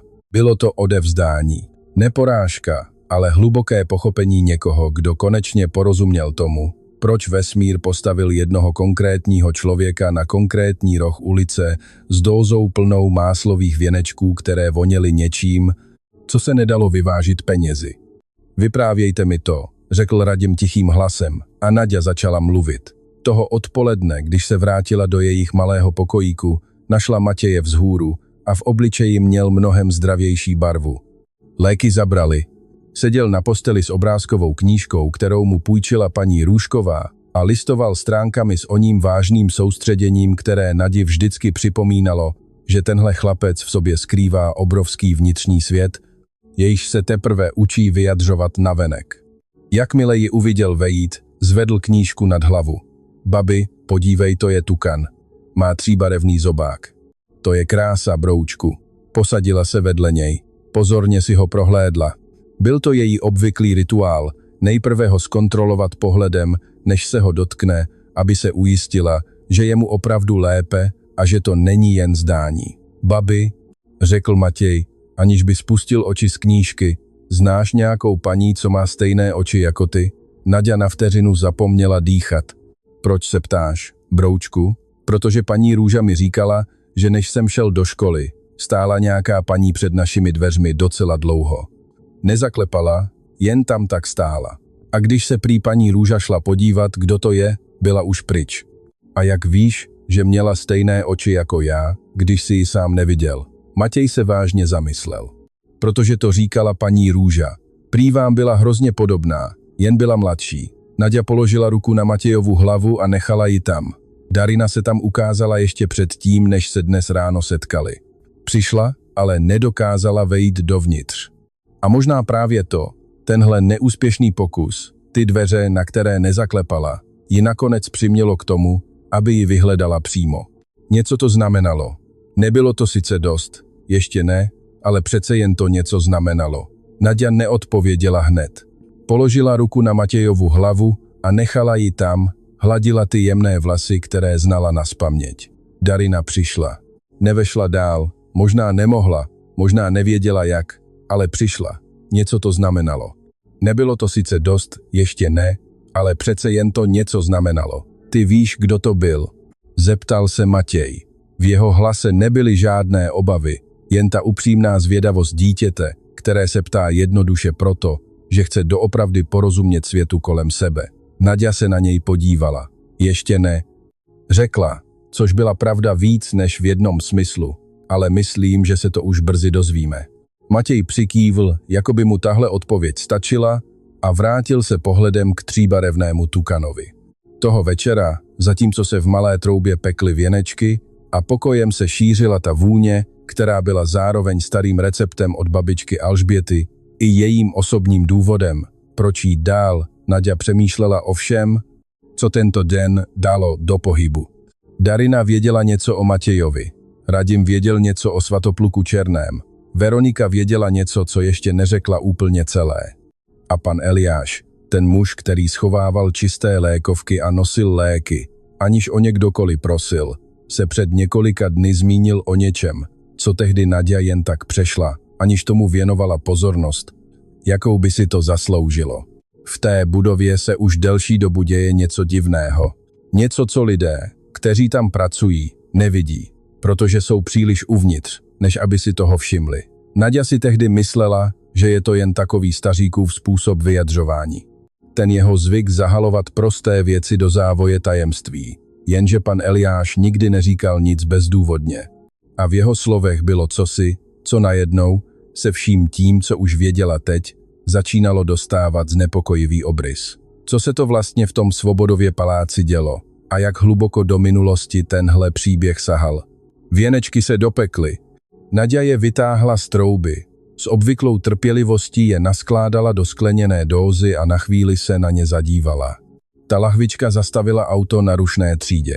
Otevřela dveře v nejvyšším patře mrakodrapu. Spojila příběhy, které spolu zdánlivě vůbec nesouvisely. A přitom ještě nedokončila to, co měla vykonat. V životě jsou okamžiky, které se předem nehlásí. Nepřicházejí s varovnými signály ani s časem na přípravu.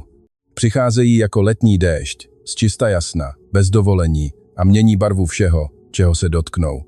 A když pominou, člověk s jistotou, která nepotřebuje slov, ví, že svět, který existoval před tímto okamžikem, už nikdy nebude úplně stejný. Naděžda Říhová zažila takových chvil už dost na to, aby je dokázala rozpoznat.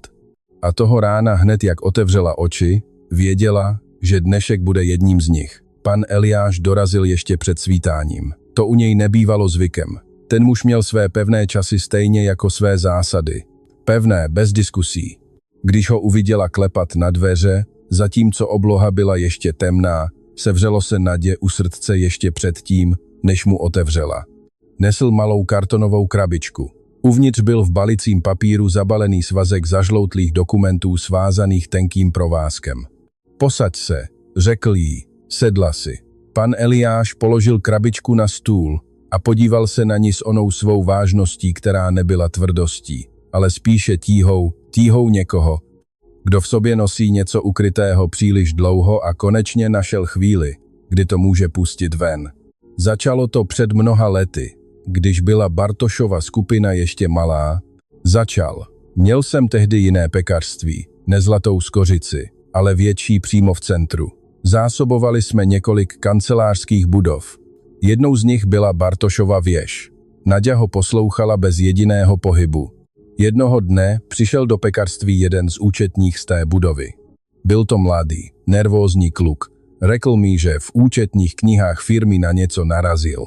Duplicitní faktury, fiktivní dodavatelé, peníze, které vcházely jedněmi dveřmi a druhými odcházely, aniž by po nich zůstala čistá stopa. Řekl to mně, protože nevěděl, komu jinému se svěřit a protože mě znal už léta. Odmlčel se. Ten kluk se jmenoval Aleš. Byl to hodný, čestný člověk. Pan Eliáš sklopil zrak. 2 týdny na to, co mi to vyprávěl, ho vyhodili. Hodili na něj chybu, kterou nikdy neudělal a už nikdy nesehnal práci v žádné velké firmě v tomhle městě. Naďa zpracovávala každé slovo. A ty dokumenty? Zeptala se. Nechal je u mě ještě předtím, než ho propustili, abych je schoval. Říkal, že se jednou budou hodit. Pan Eliáš k ní krabičku posunul. Všechny ty roky ležely v krabici k ničemu, ale věřím, že teď konečně mají své místo, kam patří. Naďa opatrně rozvázala provázek. Papíry byly křehké, inkoust na některých místech rozpitý, ale čísla tam byla jasná, uspořádaná, s daty a podpisy, o kterých si někdo myslel, že nikdy nespatří světlo světa. A na jedné ze stránek byl podpis, který Naďa okamžitě poznala. Nebyl to podpis Richarda Bartoše, byl to podpis Severína Kardy, nikoli jako lékaře, ale jako externího poradce pro firemní blaho. Tuto roli Hynek Podzimek vytvořil v interních záznamech, aby ospravedlnil platby odcházející na kliniku. Byla to pozice, která neexistovala v žádném skutečném organizačním schématu, pouze v knihách, které nikdo neměl kontrolovat.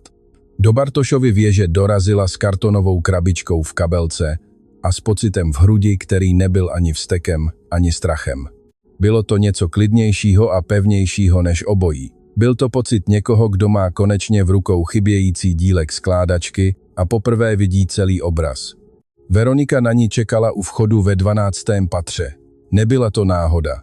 Veronika v tuhle dobu ve 12. patře nikdy nebývala. Musím s vámi mluvit, vyhrkla Veronika ještě dřív, než ji Naďa stačila pozdravit, než půjdete nahoru, než se stane cokoliv jiného. Odešli k prosklené chodbě na to samé místo, co vždycky.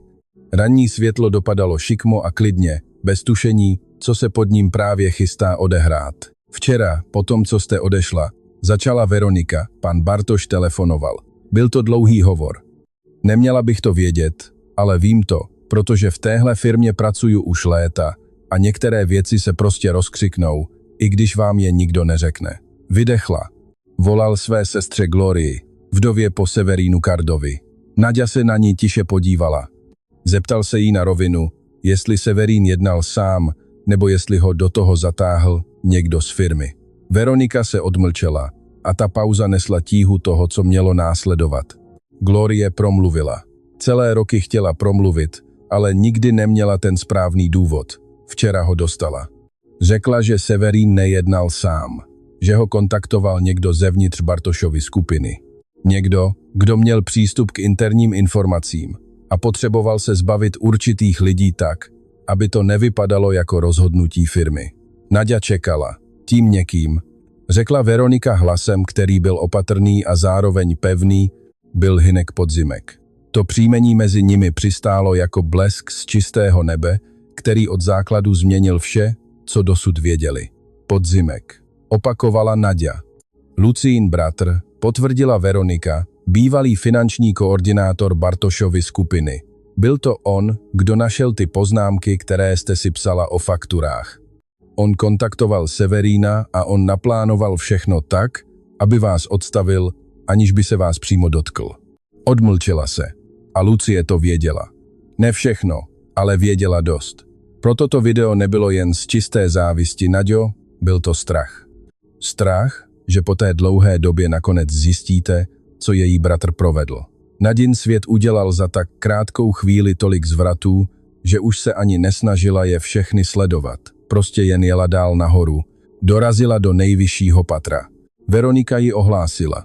Dveře Richardovy kanceláře se otevřely. Uvnitř byl on a ještě někdo další. U velkého okna stála žena, starší než Richard, s držením těla, v němž se mísila křehkost s odhodláním někoho, kdo učinil rozhodnutí, kterého stálo všechno. Když ji spatřila, Naďa hned věděla, aniž by jí to kdokoliv musel říkat, že je to Glorie, Richardova sestra a vdova po Severínu Cardovi. Glorie se na ní podívala a v jejich očích nebyla žádná povýšenost ani odstup. Bylo v nich něco mnohem těžšího. Stydím se, paní Říhová, řekla hlasem, jakým se pronášejí opravdové omluvy. Ty, které nečekají na odpuštění, ale prostě jen musí zaznít.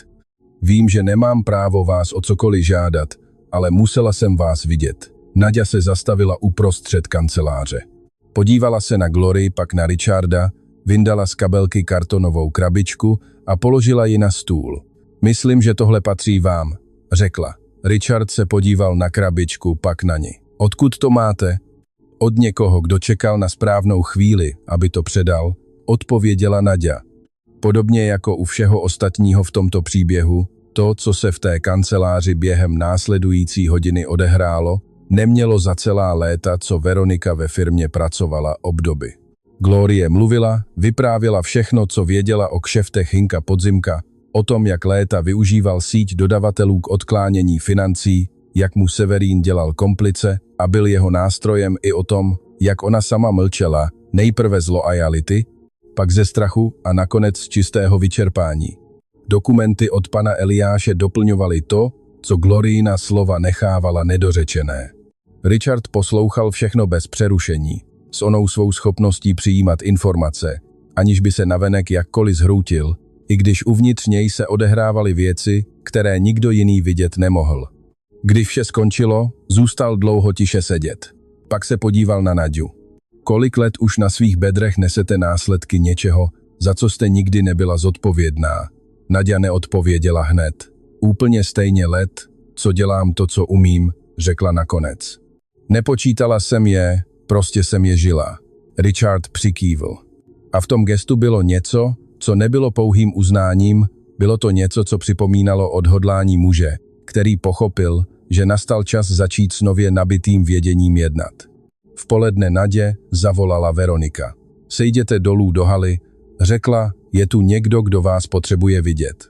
Naďa jela výtahem dolů s oním naučeným klidem člověka, který už za krátkou dobu zažil příliš mnoho překvapení a rozhodl se je raději nepředvídat.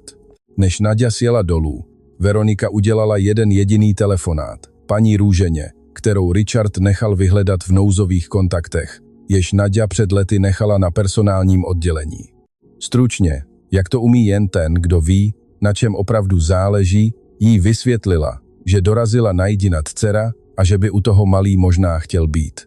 Paní Růžena se na nic neptala, jen řekla, už jedeme, protože lidé, kteří o někoho opravdu pečují, vědí, kdy nastal čas ho trochu pustit. Když se dveře výtahu otevřely, spatřila Amálii.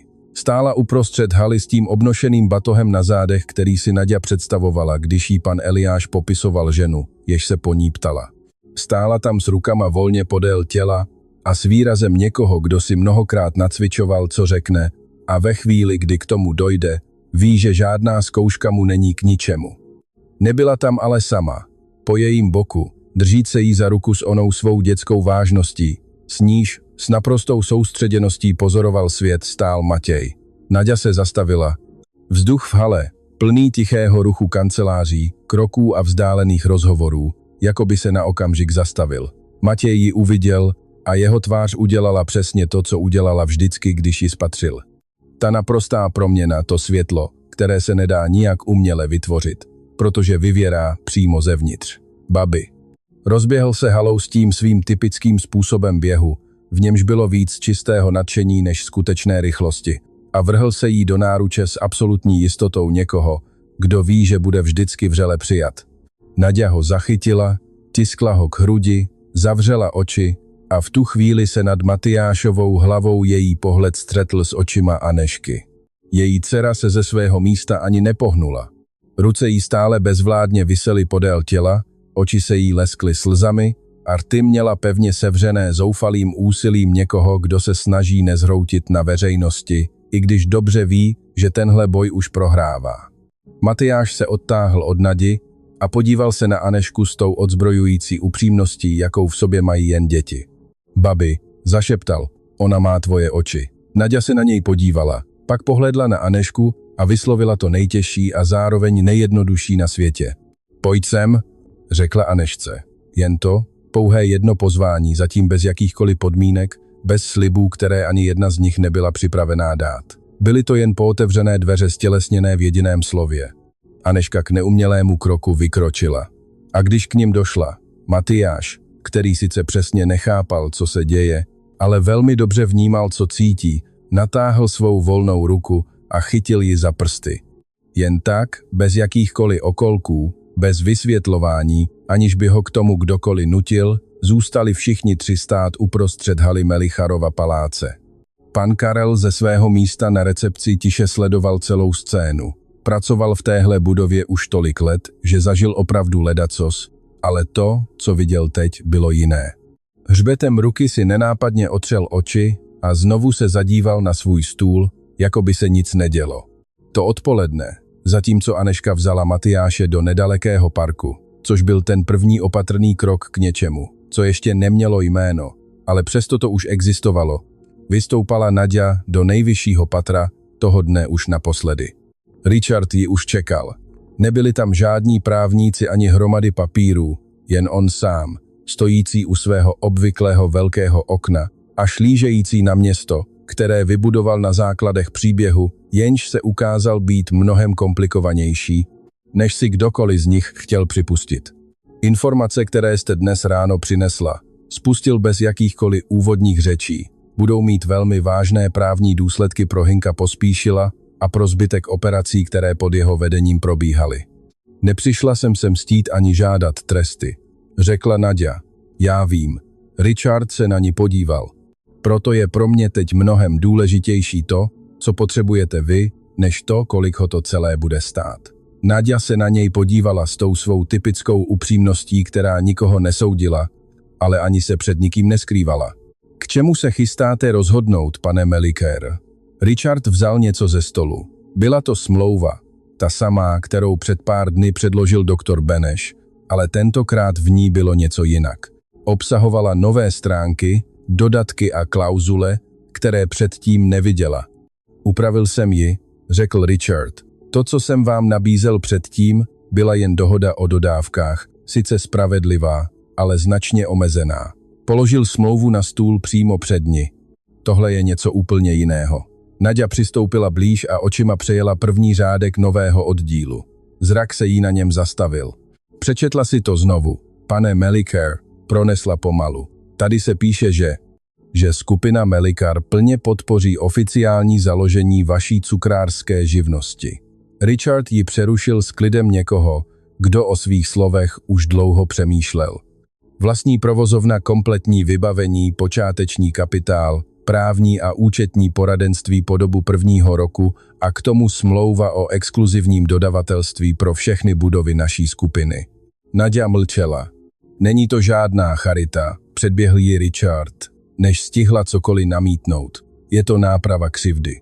Jen malá část toho, co vám tahle firma dluží za ty roky následků, které jste na svých bedrech nikdy neměla nést. Nařino ticho v sobě skrývalo mnoho vrstev. A moje dosavadní místo, zeptala se nakonec, je vaše, dokud o něj budete stát. Nikdo vám nebude diktovat, kdy máte skončit, ani proč.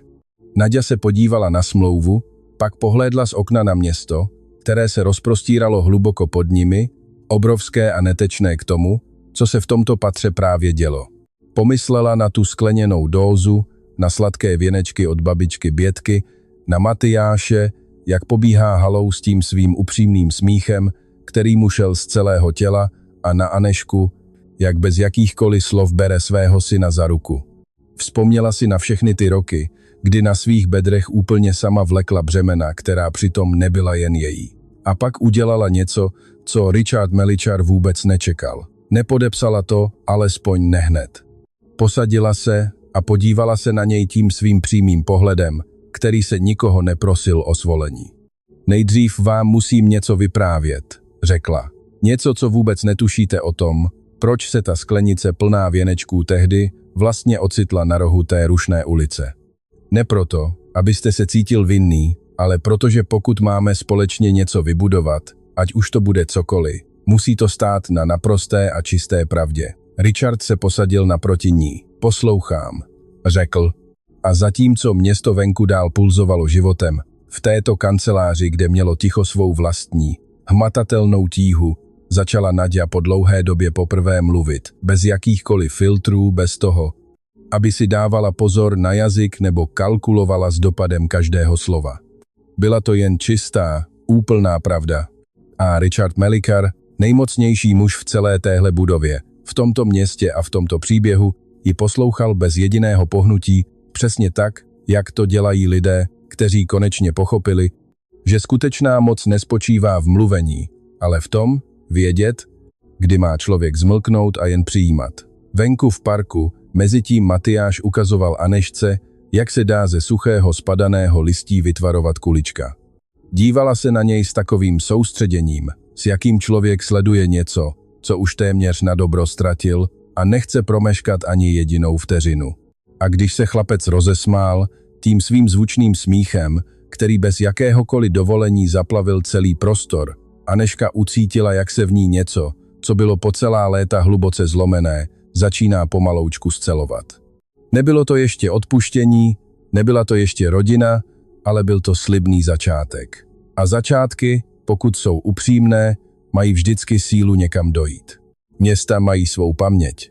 Neuchovávají ji v knihách ani v památnících, ale v zapadlých rozích ulic, ve vůních, v krocích, které někteří lidé zanechávají na asfaltu, aniž by tušili, jak hlubokou stopu po sobě zanechávají. A občas, když se schyluje k něčemu opravdu důležitému, se samotné město na okamžik jakoby zastaví, jakoby dobře vědělo, že nadcházející okamžik si zaslouží být sledován v naprostém tichu. Dnes ráno byla ulice před Melicharovým palácem neobvykle klidná, jakoby na něco tiše čekala. Naďa dorazila dřív než všichni ostatní, tak jako obvykle, ale tentokrát s sebou neměla svůj pracovní vozík ani tašku s nářadím. Nesla jen velkou, čistě vymytou skleněnou dózu plnou sladkých věnečků od babičky Bětky, které tam byly naskládané s trpělivostí někoho, kdo moc dobře ví, že s některými věcmi se musí zacházet přesně tak, jak si zaslouží. Jako s drobnými zázraky z mouky, času a lásky, která se prostě odmítá vzdát. Pan Karel ji uviděl vcházet a okamžitě se postavil. Nebylo to něco, co by dělal běžně, ale dnes ráno to udělal s jemnou vážností, jako někdo, kdo bez jakéhokoliv vysvětlování vycítí, že tento den je zkrátka jiný. Dobré ráno, paní Naďo. Dobré ráno, pane Karle. Zastavila se před ním. Děkuji vám. Mírně svraštil obočí. Za co mi děkujete, paní Naďo? Za těch 12 let otevřených dveří. Řekla jednoduše. Někdy je toto vůbec nejdůležitější, co pro vás může druhý člověk udělat. Pan Karel pomalu přikývl s tou tichou vážností někoho, kdo už v životě viděl ledacos a umí rozpoznat chvíle, které mají skutečnou hodnotu, přestože z něj bylo cítit, že se dnes něco zásadně změnilo. Kancelář v nejvyšším patře dnes působila úplně jinak. Naďa to vycítila hned, jak vstoupila do dveří.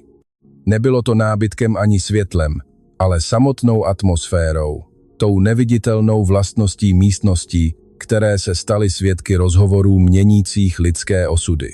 Richard nestál u velkého okna, jak měl ve zvyku, ale přímo u svého psacího stolu. Stál blízko dokumentů, blízko něčeho konkrétního, jako někdo, kdo učinil zásadní rozhodnutí a chce dát jasně najevo, že ze zvolené cesty už nehodlá ustoupit.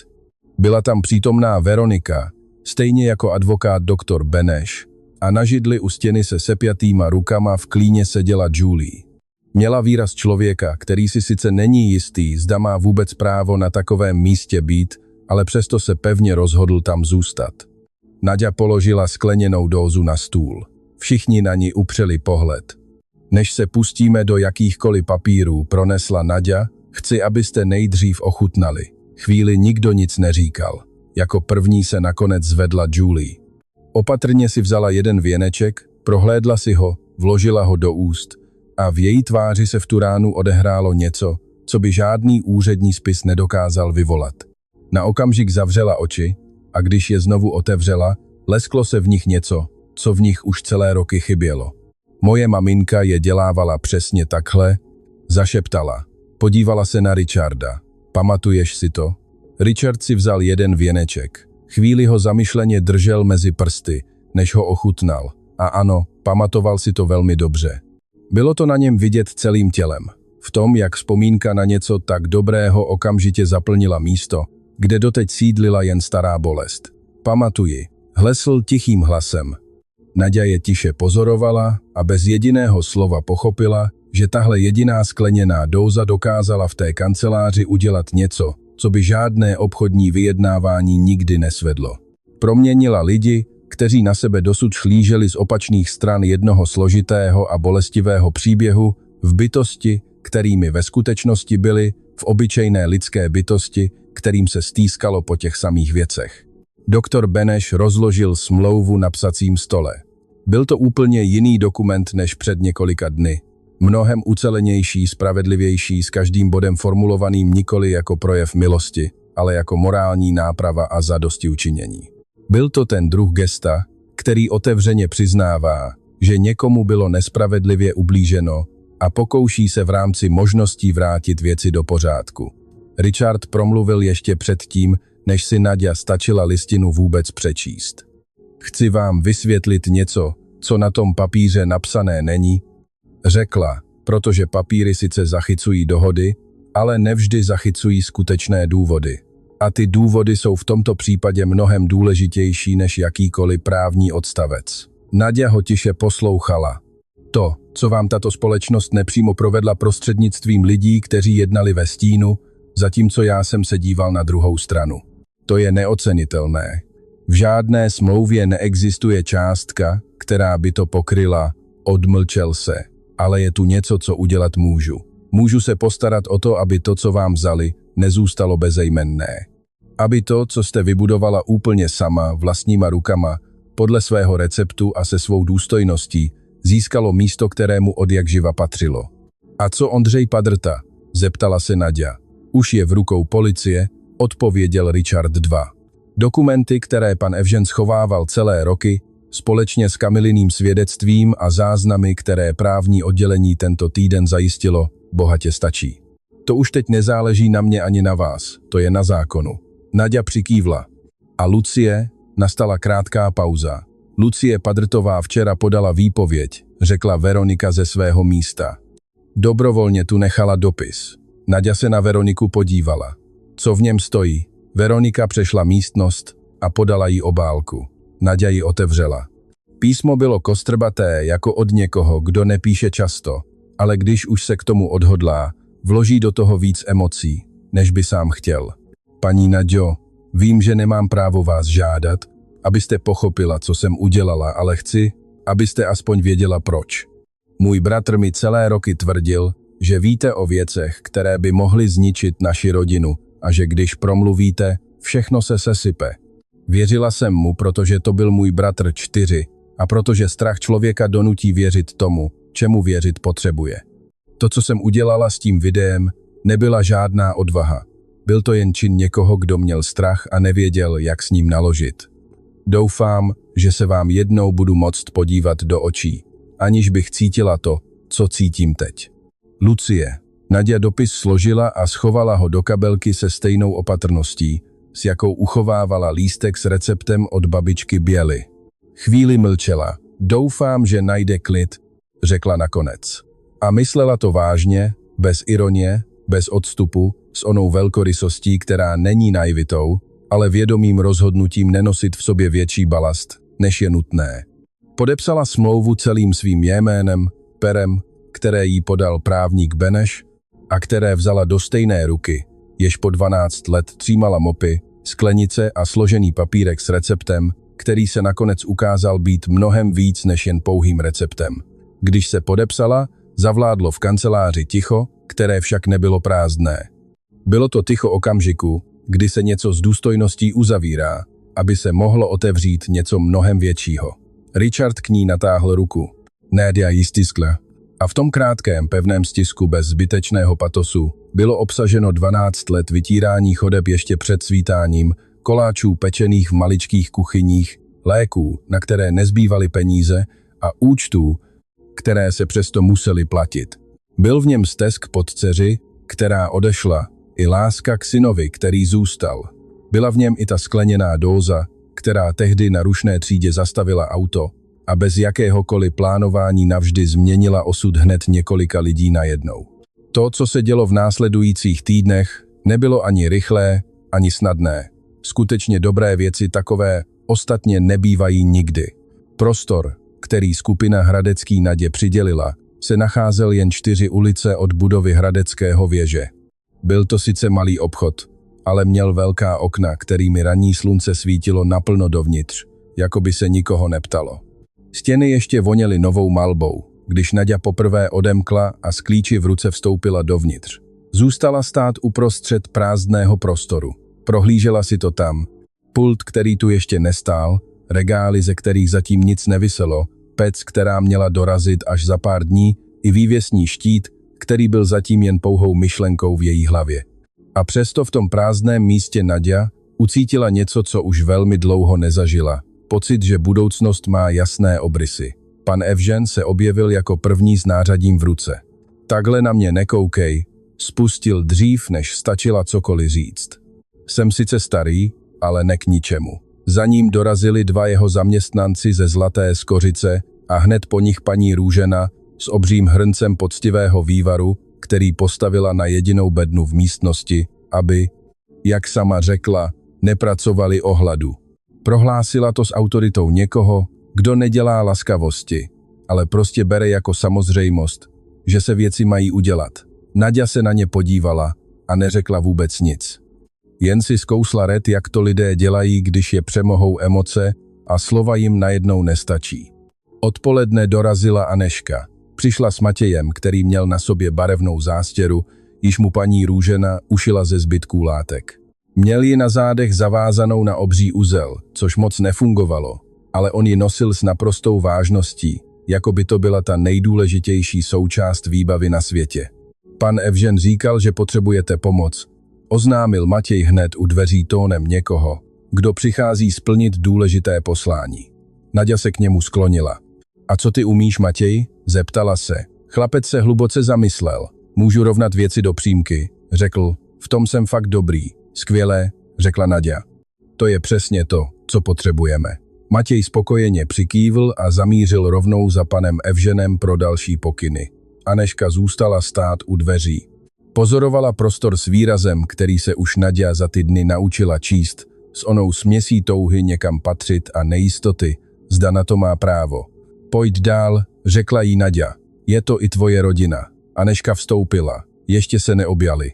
Stále mezi nimi visely věci, pro které chyběla slova a které měl čas zahojit spíše trpělivostí než rychlostí. Anežka ale vzala hadr a začala utírat pult, aniž by ji o to někdo žádal.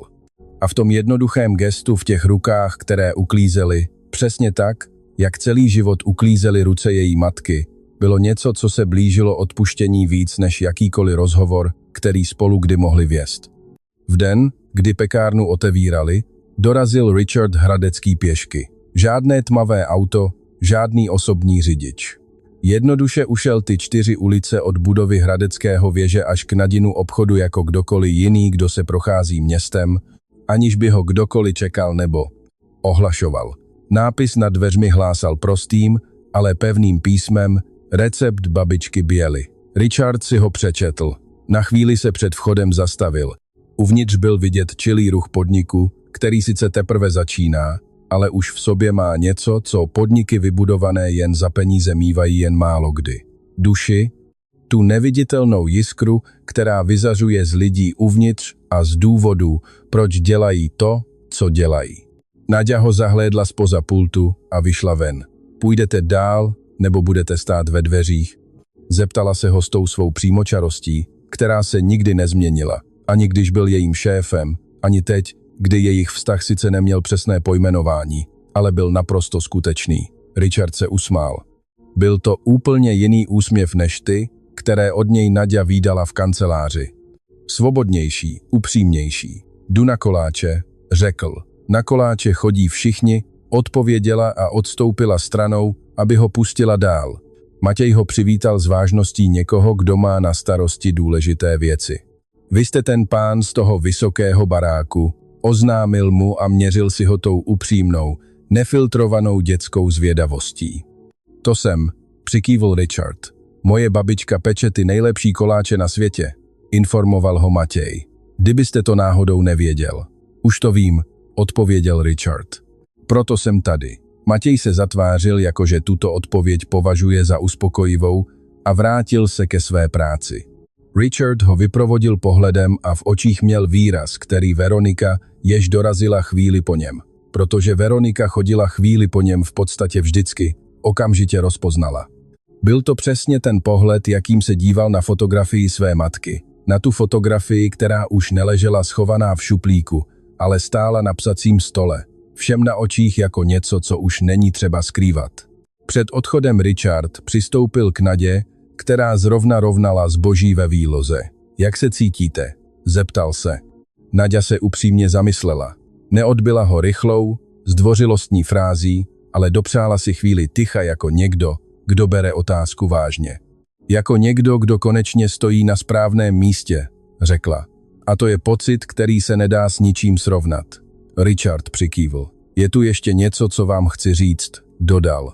Něco, co nenajdete v žádné smlouvě. Naďa se na něj podívala. Tato firma, pokračoval, staví věci už celé roky. Budovy, smlouvy, struktury. A já si dlouho myslel, že právě v tom je ta hodnota. V tom, co se dá změřit a spočítat. Odmlčel se. Vy jste mě ale naučila, že to, co se změřit nedá, je právě to, co drží všechno ostatní pohromadě. Věrnost, poktivá práce, láska, která se ve 2 ráno mění v pečení koláčů, jen aby dítě mělo to, co potřebuje. Naďa ho poslouchala a nespouštěla z něj oči. Moje matka, řekl Richard, by vás moc ráda poznala. Poté už nebylo co dodat a oba to věděli. Toho večera, když obchod zavřel a všichni odešli, zůstala Naďa uvnitř úplně sama. Na chvíli zhasla hlavní světla. Zůstala svítit jen malá lampička vzadu, kterou tam nainstaloval pan Evžen, protože tvrdil, že každé místo potřebuje světlo, které nikdy úplně nezhasne. Z kabelky vytáhla složený papírek s receptem od babičky Biely. Opatrně ho rozevřela, s tou samou péčí jako vždycky. Okraje byly ošoupané, inkoust na některých místech vybledlý, ale slova přetrvala čas. Protože byla napsána s přesvědčením někoho, kdo ví, že jeho práce má smysl, i když to zatím nikdo jiný nevidí. Pomalu si ho četla. Každý řádek, každé množství, každou instrukci, kterou babička Biela napsala písmem člověka, jenž nestrávil ve škole mnoho let, ale dobře chápal, že moudrost vycházející z lidských rukou si zaslouží být zachována. Potom ho složila, ale místo toho, aby ho schovala do kapsy zástěry, došla k pultu a vložila ho do malého rámečku, který si koupila téhož týdne. Položila ho hned vedle pokladny, aby ho viděl každý, kdo přijde.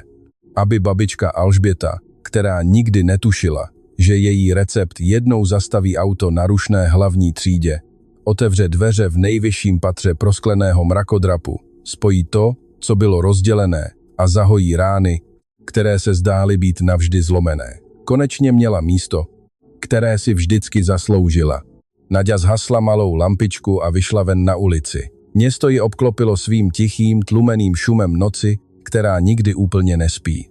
O 2 ulice dál, v tom malém pokojíku, který byl stále jejich domovem, spal Matěj pod novou dekou, kterou mu Anežka ještě ten den koupila. Udělala to bez velkých slov, aniž by se kohokoliv dovolovala, jako někdo, kdo se teprve začíná učit jazyk lásky, ten, který nežádá uznání, ale prostě jen koná. Naďa kráčela po hlavní třídě, prošla kolem rohu, kde to všechno začalo, kde obyčejná skleněná nádoba a vůně čerstvých kynutých buchet dokázali to, co by žádný osud ani ta nejneuvěřitelnější náhoda nedokázali naplánovat. Spojili ty správné lidi na správném místě a v ten nejlepší možný čas. Na okamžik se na tom rohu zastavila, podívala se na něj a pak šla dál, protože přesně takhle končí příběhy, na kterých opravdu záleží. Ne ohňostrojem, ne velkolepými projevy ani ničím z těch okázalých věcí, kterými svět obvykle oznamuje, že se stalo něco významného. Končí tak, že někdo jde domů s rukama vonícíma po másle a po vidlech, se složeným papírem, který už má své pevné místo, s dítětem, které klidně spí, a s tou tichou, hlubokou a neochvějnou jistotou, že všechno, co člověk dělal poctivě, každé ranní vstávání za tmy, každá buchta, každý krok vpřed bez toho, aby se vzdala, stály za to. Vždycky to stálo za to. I když to nikdo neviděl, i když o tom nikdo nemluvil, a i když světu trvalo celé roky, než dal za pravdu tomu, co srdce vědělo už od samého začátku. Jo,